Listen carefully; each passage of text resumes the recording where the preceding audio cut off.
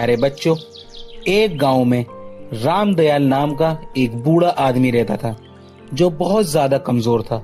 उसकी नजर कमजोर हो गई थी और वह चल फिर भी नहीं सकता था। अपनी बची कुची जिंदगी अपने बेटे रवि के साथ बिताने की चाहत में वह शहर में रवि के घर चला जाता है। रवि शहर में एक छोटे से मकान में रहता था जिसमें उसकी पत्नी सीमा और उनका 5 साल का बेटा आयुष भी था। रामदयाल के आने के बाद उनके परिवार में एक सदस्य और बढ़ गया था। यह परिवार रोज सुबह और शाम डाइनिंग टेबल पर साथ में खाना खाया करते थे, लेकिन रामदयाल की कमजोरी के चलते वह अक्सर खाने पीने की चीजों को नीचे गिरा देता था और कभी कभी कांच के बर्तन भी टूट जाते थे। कुछ दिनों तक रवि और सीमा ने यह सब सहन किया, लेकिन फिर वो चिढ़ने लगे। एक दिन रवि ने सीमा से कहा कि ऐसा कब तक चलेगा, हमें कुछ तो करना पड़ेगा। सीमा भी इस बात से सहमत हो गई। अगले दिन रवि कहीं से एक पुरानी मेज लेकर आया और घर के एक कोने में रख दिया। उसने अपने पिता रामदयाल से कहा कि पिताजी, आप यहीं बैठकर खाना खाया करो।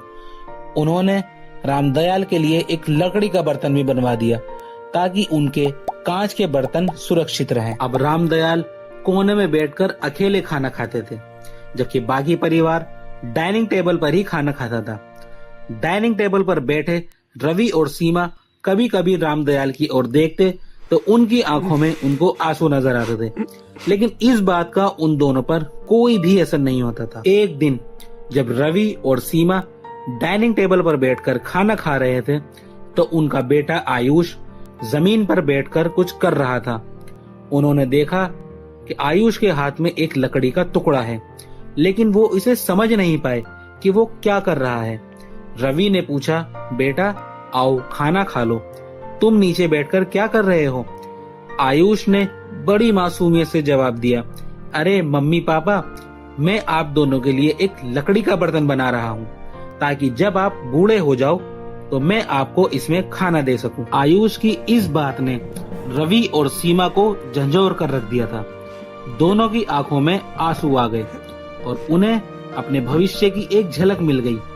उन्होंने अगले ही दिन कोने से वे पुरानी मेज हटा दी और अब रामदयाल फिर से परिवार के साथ मिलकर खाना खाने लगे।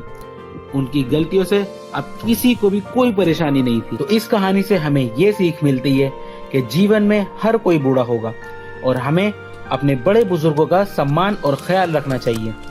जैसा हम अपने लिए चाहते हैं वैसा ही हमें दूसरों के साथ भी व्यवहार करना चाहिए।